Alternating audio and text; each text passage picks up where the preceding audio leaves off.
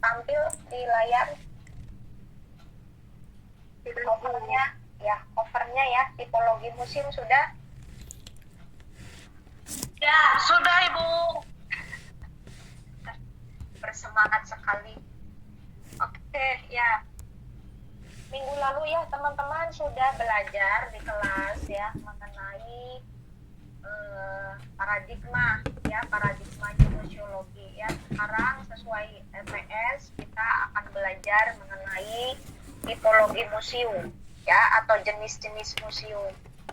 Nah, yang pertama ini ya, menurut ICOM atau International Council of Museum ya,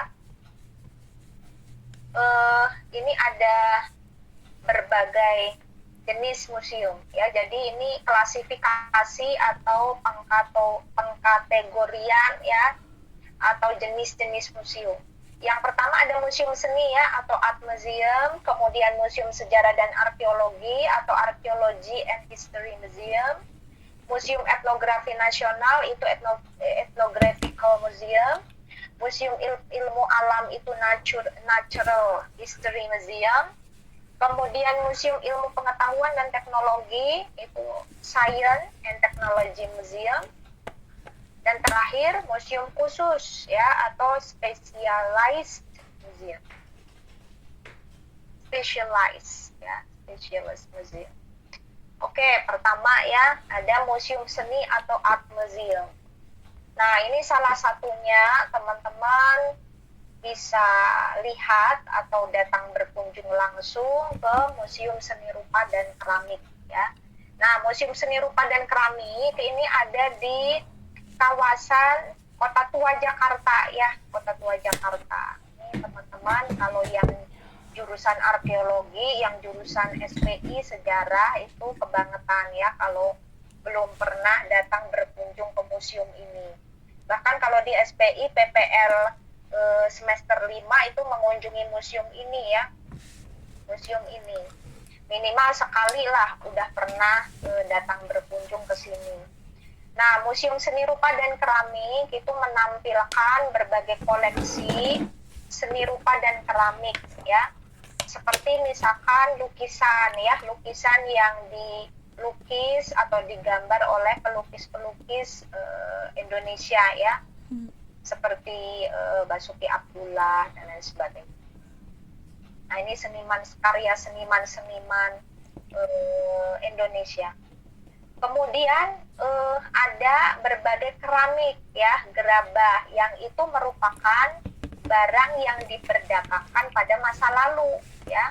Kita tahu dalam sejarah ya, negara kita itu bahkan sejak masa klasik, masa Hindu-Buddha di abad 4 itu sudah ada kontak budaya, kontak perdagangan dengan bangsa asing atau negara luar ya. Nah, ini dibuktikan oleh temuan arkeologis ya, yang salah satunya berasal dari abad 7 ya. Abad 7 itu sudah ada pengaruh-pengaruh Islam ya masuk ke Nusantara kita, yang itu dibuktikan secara arkeologis lewat temuan situs Bongal ya. Situs Bongal itu temuan yang ada di wilayah Tapanuli ya, Sumatera Utara.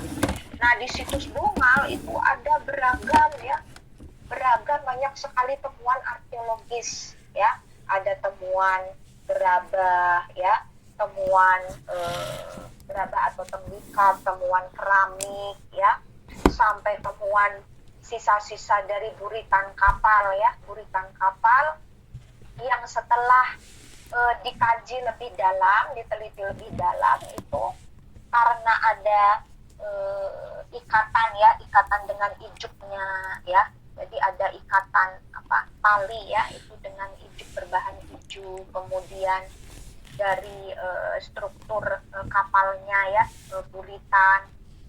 Nah, ini setelah dikaji ternyata diketahui ini kapal gaya Asia Tenggara ya, kapal dengan gaya Asia Tenggara. Nah, di museum ini ya, teman-teman bisa lihat misalkan di foto gambar kanan bawah ya, itu teman-teman bisa menyaksikan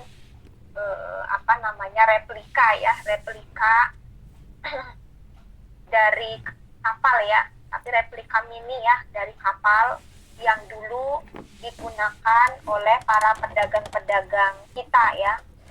Nah itu melalui jalur maritim atau laut ya, bagaimana dulu perdagangan itu dilakukan ya, lewat laut ya, atau jalur maritim dengan kapal ya.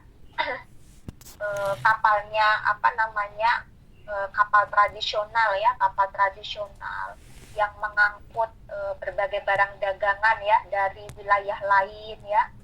Mereka membawa keramik, kemudian gerabah ya. Contohnya misalkan ketika saya skripsi dulu di Bangka Belitung ya, di wilayah Mentok di Kecamatan Bangka Barat.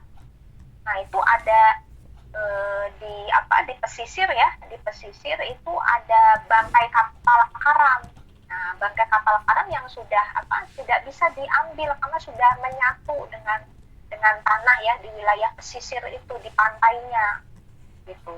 Nah ini membuktikan bahwa dengan temuan-temuan itu bangkai kapal karam ya di sejumlah wilayah, misalkan di Jambi juga ada ya bangkai kapal karam, di Tapanuli tadi situs Bongal ya, buritan kapal. Nah ini menunjukkan, mengindikasikan bahwa pada abad awal itu sudah ada hubungan perdagangan ya, ada kontak budaya, ada kontak dagang ya dengan wilayah-wilayah luar atau bangsa-bangsa asing ya. Seperti misalkan kalau kita flashback ke masa lalu, kita tinjau sejarahnya ya, negara kita ya, Indonesia itu, Nusantara itu punya letak yang strategis secara geografis ya, karena posisinya di tengah-tengah kan gitu ya, menghubungkan berbagai wilayah ya, merupakan dikatakan titik temu tiga peradaban kan gitu ya.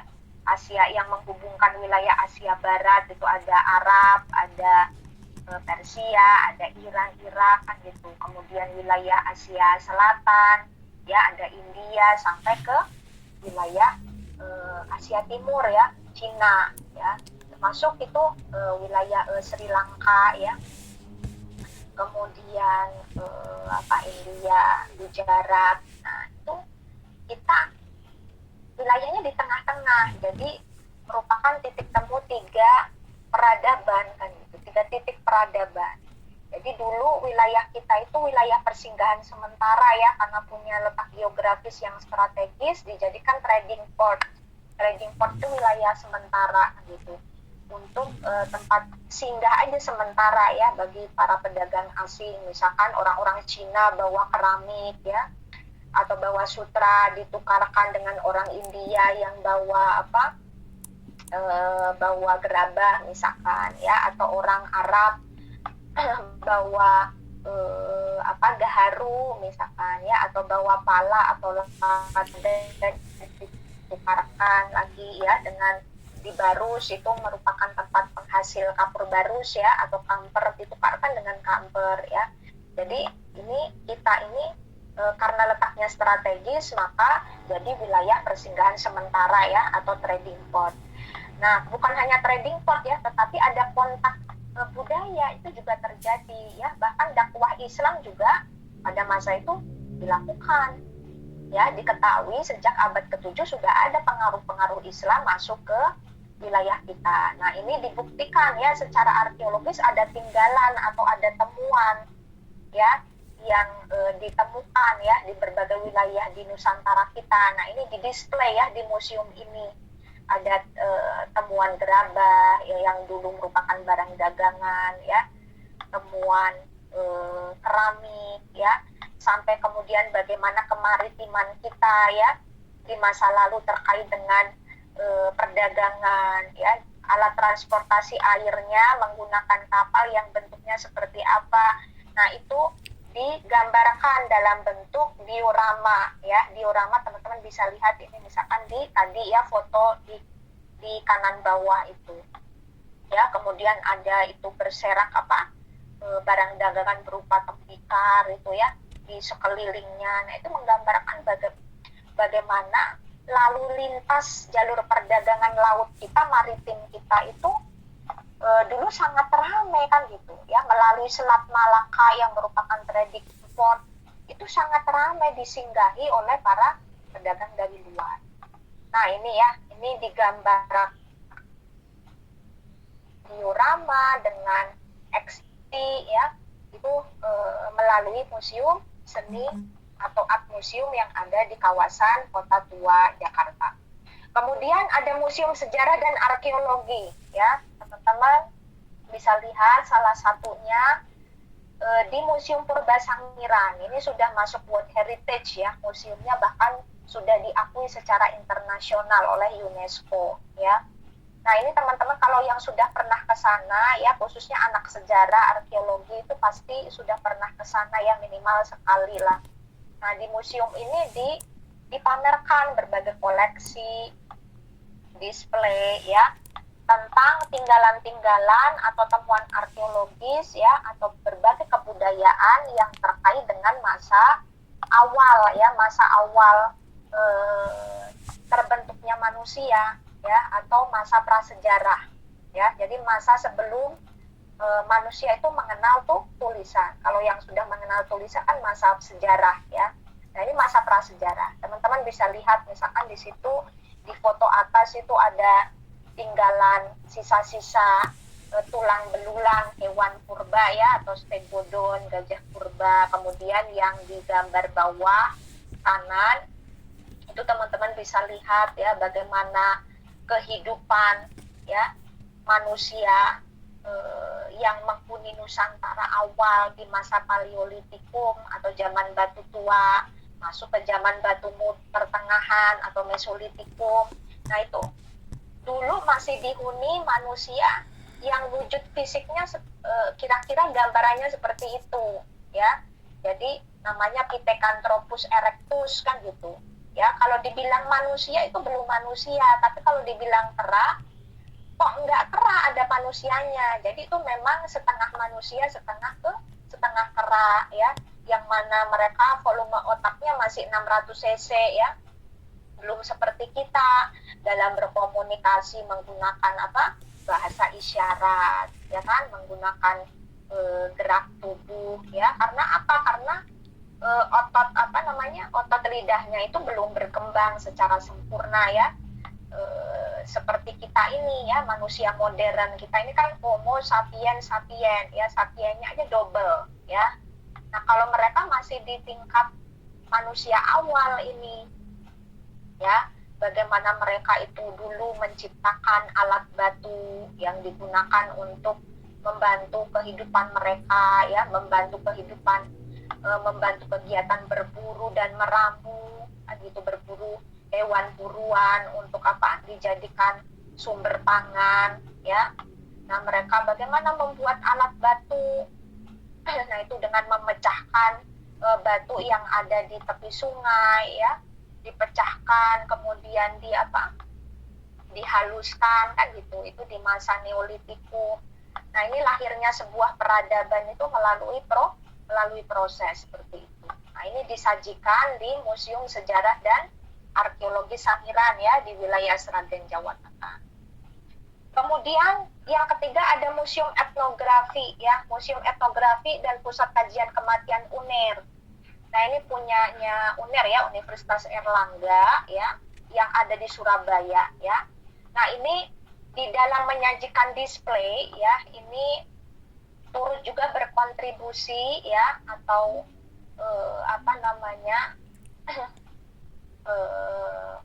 perlu ada keterlibatan memang dilibatkan beberapa antropolog ya, peneliti di bidang antropologi dan sosiologi ya. Karena karena museum etnografi ini adalah museum tentang kematian, teman-teman ya, kematian. Nah ini unik ya, unik sekaligus ngeri ya teman-teman. Etnografi di sini menampilkan tentang tradisi kematian. Jadi etnografi kalau kita tilik, kebetulan saya juga ngajar antropologi ya. Nah, etnografi itu kalau kita tilik dari katanya ya, secara definisi apa etno? Etno itu kan bangsa ya. Etno itu bangsa, grafi itu tuh tulisan. Jadi kalau digabungkan artinya adalah tulisan mengenai budaya bangsa atau bangsa-bangsaan gitu. Nah, ini menampilkan tradisi kematian ya, dari berbagai wilayah pelosok di Nusantara kita itu kan punya tradisi kematian masing-masing ya. Jadi setiap budaya tradisi kematiannya unik. Nah, ini dilihat dari perspektif antropologi ya, kematian yang dilihat dari perspektif antropologi, bukan agama ya, sekali lagi ya. Jadi dilihat dari antropologi atau secara budaya. Jadi kalau antropologi itu kan mengkaji atau mempelajari behavioral culture ya. Jadi budaya tingkah laku. Bagaimana perilaku manusia itu dibentuk secara budaya. Ya, perilaku manusia yang dibentuk secara budaya. Nah, itu dipelajari dalam antropologi. Jadi ini fokusnya adalah ya memberikan informasi mengenai kematian ya, khususnya tradisi kematian dari setiap budaya ya di Indonesia. Ya, contohnya misalkan ya, di situ ada display mengenai Desa Trunyan ya. Nah, di museum ini ya, Desa Trunyan itu kan yang mana jenazah itu hanya ditutup aja dengan batu ya, atau dengan bambu ya. Tetapi kenapa tidak bau ya, tidak bau karena diserap oleh pohon trunyan. Nah, ini unik ya, tradisi trunyan di Bali. Kemudian ada tradisi mak nene ya, itu yang dari Toraja ya. Nah, Toraja itu yang rangka manusia ya, kemudian diarak ya, dipakein baju seperti kita ini. Ada yang pakai kacamata, dipakein kacamata, ada yang bawa rokok kan gitu, kemudian diarak keliling. Nah, ini jadi objek daya tarik wisata ya. Banyak orang bule, banyak orang-orang dari luar yang antusias ingin menyaksikan ini tradisi mak nene. Nah, ini orang Toraja punya keunikan ya, melakukan tradisi kematian itu biasanya mereka setiap 3 tahun sekali ya, teman-teman. Itu ada tradisi membersihkan dan merawat jenazah. Jadi jenazah nenek moyangnya, jenazah kerabatnya, sesepuhnya, leluhurnya ya, itu setiap 3 tahun sekali dibersihkan, dirawat ya. Jadi mereka kerangkanya itu diberdirikan ya. Jadi kerangkanya diberdirikan, kemudian dikenakanlah baju-baju seperti kita ya, yang masih hidup ya. Ada yang dipakai kacamata, ada yang pakai topi ya, ada yang bawa tas dan lain sebagainya, kemudian diarak. Nah, ini unik ya, unik untuk mengenang leluhur mereka katanya. Nah, ini bagaimana setiap budaya itu punya tradisi kematian masing-masing ya, unik, yang itu punya nilai filosofi masing-masing ya. Lain lagi misalkan suku Asmat itu juga punya tradisi yang berbeda ya dalam melakukan atau merayakan kematian ya. Jadi kematian itu dirayakan. Misalkan tengkorak, nah tengkoraknya itu dihias dengan bulu ayam ya, dan lain sebagainya. Nah, ini ya, jadi di situ juga ada ruang kontemplasi ya di museum ini, yang mana menceritakan seseorang yang sudah meninggal ya, kemudian bagaimana pembusukan jenazah, bagaimana tes DNA dan sebagainya. Nah, ini ngeri ya, tetapi unik ya, museum etnografi. Kemudian museum ilmu alam ya teman-teman, ini nggak usah jauh-jauh ya, cukup berkunjung ke museum geologi ya teman-teman. Di Bandung kita punya museum geologi ya, yang menampilkan koleksi ya terkait dengan bidang geologi ya, seperti berbagai jenis batuan yang ada di Nusantara. Kemudian itu ada replika stegodon ya, atau gajah purba. Kemudian sisa-sisa ya kerangka dari gajah purba, kemudian bagaimana jenis tanah yang ada di Nusantara, kawasan kars seperti apa, termasuk itu ya berbagai minyak dan gas bumi, itu sumber daya bumi kita ya, batuan-batuan mineral. Nah, itu ditampilkan di museum ini ya. Kemudian Museum Nasional dan Sejarah Alam di Bogor ini kurang lebih sama ya. Ini juga termasuk museum ilmu alam ya. Ini ada di Bogor ya. Mengisahkan tentang sejarah alam ya, bagaimana secara topografi alam kita ya, alam di Nusantara. Nah, ini bukan geologi tapi geografi ya, lebih kepada geografi. Kemudian bagaimana terbentuknya alam Nusantara ya, termasuk alat transportasi maritim ya yang ada di sungai, di laut dan lain sebagainya. Kemudian museum khusus ini salah satunya teman-teman bisa berkunjung ke Museum Anak Kolong Tangga ya. Nah, ini kebetulan saya pernah ke sini ya. Itu di wilayah Jogja ya. Ini unik ya teman-teman, kebetulan yang punya orang luar ya, seorang bule dari Swedia atau mana saya lupa ya. Nah, di sini uniknya ya, ini menampilkan koleksi pribadi dari pemiliknya. Jadi menampilkan berbagai jenis toys atau mainan tradisional ya, mainan tradisional yang dimainkan oleh anak-anak kecil di berbagai negara. Jadi nggak cuma dari Indonesia saja ya, dan itu punya nilai moral ya, punya nilai edukasi masing-masing. Nah, ini unik ya, bukan hanya misalkan main congklak saja ya, tetapi orang Inggris itu dulu anak-anak kecil Inggris mainnya apa, anak India dan lain sebagainya. Nah, ini ada mainannya ya. Ini kebetulan koleksi pemiliknya. Kemudian ada Museum Layang-Layang di Jakarta. Ini menampilkan berbagai jenis layang-layang ya, dalam berbagai bentuk dan variasi ya. Nah, kemudian National Museum of Women in the Arts di Washington DC ya. Nah, ini unik juga ya teman-teman, karena ini merespon isu tentang ketidaksetaraan gender ya. Kalau di minggu lalu saya sudah menyampaikan bahwa di abad 19 itu muncul berbagai pemikiran kan, berbagai pemikiran yang tujuannya untuk mengubah tatanan sosial kemasyarakatan ya, ingin mengubah kondisi yang tidak ideal menjadi ideal kan gitu ya. Ada berbagai pemikiran yang muncul ya di abad 19 pada saat itu, termasuk apa, paradigma new museologi kan. Nah, termasuk feminisme teman-teman ya, feminisme ya, di tahun kira-kira 1890 ya, itu akhir abad 19 itu sebetulnya sudah muncul gagasan tentang sebuah gerakan, yaitu feminis ya. Gerakannya itu namanya feminis, tapi kalau teorinya itu feminisme. Nah, gerakan itu sudah ada di tahun 1890 ya, di mana kaum wanita perempuan pada saat itu ingin berjuang untuk memperjuangkan hak-haknya sebagai perempuan ya, dalam ranah sosial kemasyarakatan, memperkuat posisinya sebagai perempuan ya, agar memperoleh hak yang sama di berbagai bidang ya, bukan hanya bidang sosial tapi budaya, pendidikan, ekonomi ya, termasuk memperoleh pekerjaan ya, peluang untuk bekerja itu sama dengan laki-laki. Contohnya pilot ya, pilot itu juga banyak yang perempuan kan gitu ya, untuk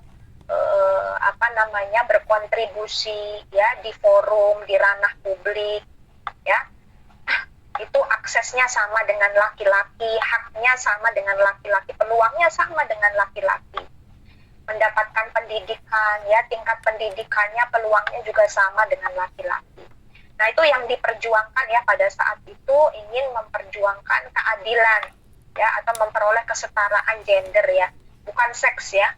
Kalau kita berbicara seks itu berbicara karakter biologis ya, atribut biologis kan gitu. Ya kan, kalau atribut biologis apa? Oh, kita bicara seks, bukan gender lain ya, gender dengan seks ya, atribut biologis, karakter biologis, misalkan perempuan itu bisa hamil, bisa menstruasi, kan gitu, bisa menyusui dan lain sebagainya. Itu seks ya.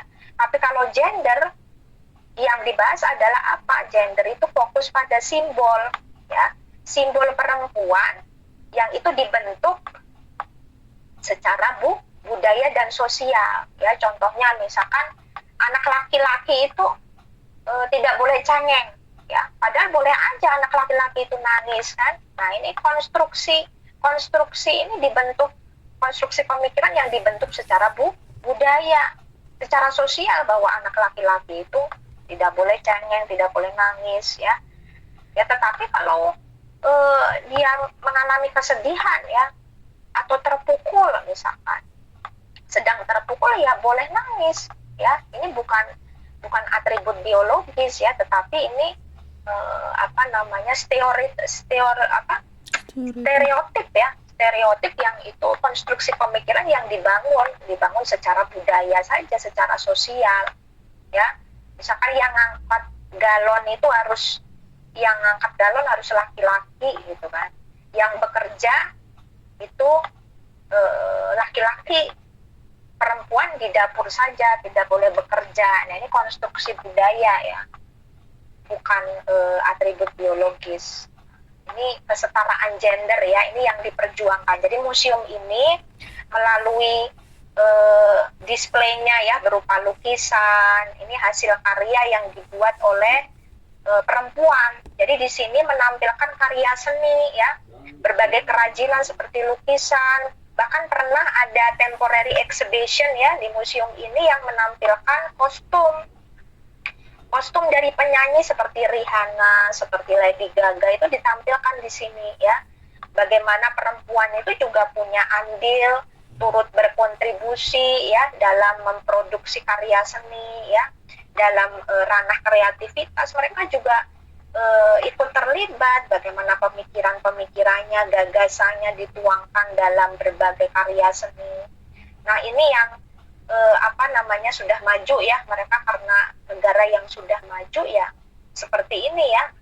Jadi hadirnya museum itu untuk merespon isu-isu sosial ya. Hadirnya museum juga punya kontribusi untuk mengubah tatanan sosial. Oke. Kemudian berdasarkan kepemilikan atau penyelenggaraannya ya, ini ada museum pemerintah. Museum yang didirikan dan dikelola oleh pemerintah, baik pemerintah pusat maupun pemerintah daerah. Misalkan museum nasional yang dikelola oleh pemerintah pusat dan museum negeri pada setiap provinsi yang dimiliki dan dikelola oleh pemerintah daerah. Nah, museum pemerintah ini sumber dananya ya, pendanaannya dari pemerintah ya. Nah, teman-teman, kemarin ada yang tanya ya, bedanya galeri. Nah, ini seperti ini ya, bedanya galeri dengan museum apa? Yang pertama ada pada kepemilikannya ya. Kalau museum itu bisa punya pemerintah, bisa punya swasta. Nah, kalau galeri ya, galeri itu kebanyakan swasta ya, atau punya yayasan ya, atau bisa perseorangan atau individu ya. Kita lihat misalkan ini ya, contoh galeri yang ada di Jakarta Pusat ya, namanya Galeri Indonesia Kaya. Nah, ini sama seperti museum ya. Jadi ini galerinya itu punya Bakti Jarum Foundation ya. Kebetulan ini galerinya ada di dalam mall ya, di dalam mall, di kawasan Mall West Java, itu Jakarta Pusat ya. West Mall ya, West Mall. Nah, ini salah satu misi ya dari Bakti Jarum Foundation itu adalah fokus di bidang pendidikan dan budaya. Jadi mereka punya misi itu sama seperti museum ya, tetapi kepemilikannya ini yayasan. Museum juga ada, museum swasta itu yang punya yayasan ya. Kalau dilihat misinya ini nirlaba ya. Nirlaba itu artinya kalau masuk ke museum ini kebetulan tidak dipungut biaya ya, karena ada di dalam mall.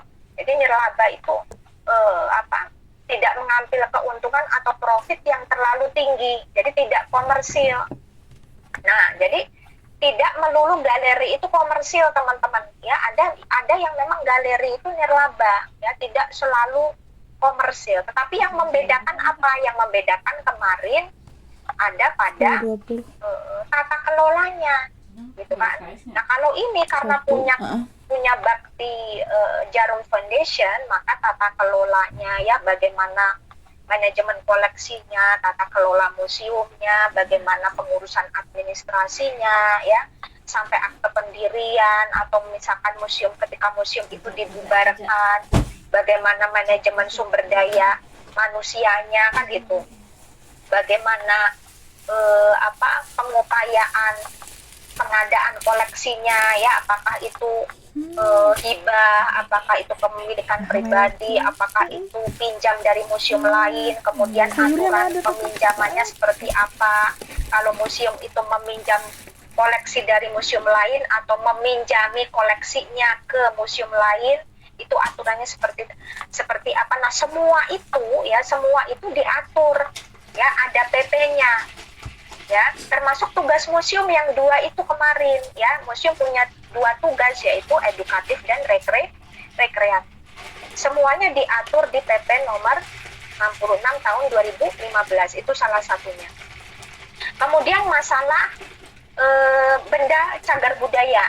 Benda cagar budaya itu tinggalan arkeologi ya, yang kemudian secara hukum ditetapkan menjadi cagar budaya ya. Jadi cagar budaya itu tinggalan arkeologi ya, ada 5 ya, ada artefak, ada ekofak, feature, situs kawasan.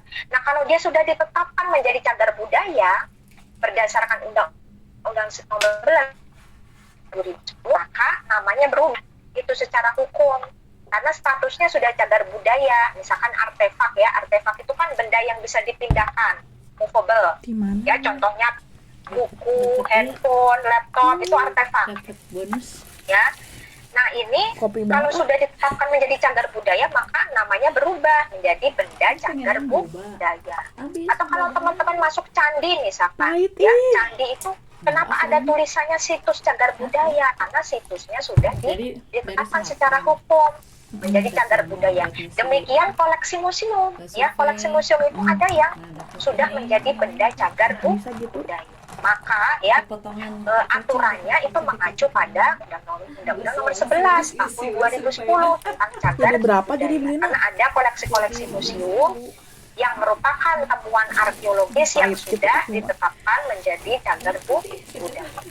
Ya demikian museumnya ya, museumnya juga ada yang menjadi bangunan cagar budaya atau BCB itu ya. Jadi perbedaannya galeri dengan museum, kalau Galeri Indonesia Kaya ini tidak wajib mengacu pada Undang-Undang Nomor 11 tahun 2010 atau PP Nomor 66 tadi tahun 2015 ya.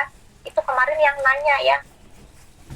Karena apa? Karena kebijakannya diatur oleh Jarum Foundation. Misalkan Jarum Foundation mau merubah misinya ya sah-sah aja, bebas-bebas aja, karena bukan museum, statusnya ini galeri. Misalkan Jarum Foundation mau menekankan pada pendapatannya, mau lebih komersil misalkan ya, dari yang non komersil menjadi komersil ya sah-sah aja, bebas, karena ini bukan museum ya. Acuannya ya kebijakan yang dibuat oleh Jarum Foundation sendiri gitu, bukan undang-undang tadi. Itu ya perbedaannya. Nah di Galeri Indonesia Kaya ini sama sebetulnya sama dengan museum ya. Yang ditampilkan itu adalah berbagai karya seni ya, atau produk budaya ya. Seperti ini ya, teman-teman bisa lihat secara abstrak ya, bagaimana itu karya seni abstrak yang ditampilkan secara abstrak. Kemudian ada pusat Majapahit, itu pusat informasi Majapahit ya, itu ada pojok Majapahit yang menampilkan tinggalan-tinggalan replikanya ya, replika dari kerajaan Majapahit atau masa kejayaan Majapahit. Kemudian secara virtual itu bisa terbang di atas peta ya melalui sebuah alat ya, itu digital. Nah ini kemasannya sudah lebih kekinian ya, kreatif, disesuaikan dengan tren selera anak muda sekarang ya. Ini lebih lebih digital ya, lebih kekinian. Itu doang yang on cam. Nah ini sama sebetulnya ya, kalau secara tampilan hanya tata kelolanya, acuannya yang berbeda ya. Acuannya adalah kalau museum mengacu pada undang-undang ya kan, tadi PP nomor 66 tahun 2015, Undang-Undang nomor 11 tahun 2010. Nah kalau galeri itu bebas ya. Kalau ini milik yayasan ya kebijakannya diatur oleh yayasan. Kalau sewaktu-waktu yayasan itu mau merubah kebijakan ya sah-sah aja ya. Kalau itu tidak sesuai dengan undang-undang museum ya sah-sah aja, karena ini bukan museum statusnya. Satu langsung sebentar ya, ada lagi, masih banyak teman-teman, kita persingkat.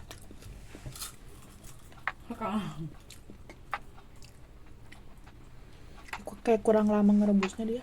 Nah, kemudian museum pemerintah tadi ya, contohnya misalkan museum nasional ya, contohnya salah satunya Museum Nasional Jakarta ya, ini ditampilkan berbagai karya seni dan budaya dari masa lalu ya, dari masa prasejarah, masa Hindu-Buddha sampai masa Islam, juga kolonial ya, contohnya misalkan batik, kemudian berbagai tinggalan keramik, tembikar ya, kemudian ada arca-arca yang ditemukan dari masa prasejarah dan sebagainya, dan lain-lain. Kemudian museum swasta ya, museum swasta itu dikelola oleh individu atau perseorangan atau organisasi atau perkumpulan komunitas luar pemerintah ya.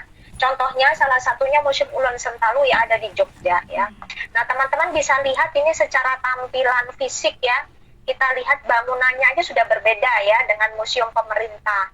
Ini nggak bisa dipungkiri ya, kita ngomong seperti ini karena memang berbeda ya. Itu kita bisa lihat ini di Museum Ulen Sentalu ada dekorasi ya, bata expose ya ini ya, kemudian bagaimana cara mengatur lightingnya itu juga diperhatikan ya, tampilannya secara fisik juga diperhatikan, bagaimana arsitektur bangunannya ya, dekorasinya, ragam hiasnya dan seterusnya itu diperhatikan semua. Karena apa? Karena ada dananya ya, ini kebetulan milik yayasan ya. Dan juga di museum ini itu ada stand-stand ya, stand oleh-oleh ya, tetapi ini kalangan menengah ke atas ya sasarannya, karena masuknya saja dulu ya, zaman dulu saya 50.000, nggak tahu sekarang ini sudah naik lagi ya. Nah ini ada misalkan oleh-oleh Jogja itu ada tas handicraft ya, tas rajut itu mereknya Doa ya, yang satu tas saja dibanderol harganya minimal 500.000 ya. Jelas ini target grupnya kalangan menengah ke atas. Ada restoran yang menjual masakan Belanda dan lain-lain. Nah ini jelas ya, ini tujuannya komersil ya.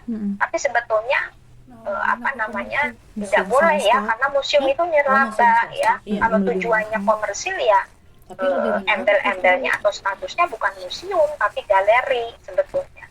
Iya sih. Ya, ini menampilkan ragam budaya Jawa ya, seperti batik, kemudian ada lukisannya para putri keraton zaman dulu ya. Nah ini ya museum swasta. Museum Elun. Kemudian berdasarkan tingkat koleksinya, ini sebetulnya berdasarkan kuantiti ya, kuantiti dari koleksi. Kalau museum nasional ini koleksinya menampilkan yang ditampilkan dari berbagai wilayah di Indonesia. Jadi dari Sabang sampai Merauke, contohnya museum nasional itu di berbagai wilayah, dari berbagai wilayah Indonesia ada teman-teman. Nah ini disebut museum nasional ya. Jadi secara kuantiti porsinya tuh sama ya. Jadi seluruh wilayah di Indonesia itu ada. Nah kalau regional ya, contohnya misalkan Museum Negeri Bengkulu yang memiliki benda koleksi dalam taraf nasional atau dari berbagai daerah di Indonesia. Nah ini perbedaannya porsi atau kuantiti koleksinya ya. Jadi yang ditampilkan itu mayoritas dari Bengkulu, tetapi ada memang benda-benda koleksi dari wilayah di luar Bengkulu, tapi kuantitinya lebih sedikit dibandingkan yang dari Bengkulu. Kemudian yang terakhir museum lokal. Nah museum lokal itu hanya menampilkan koleksi lokal saja.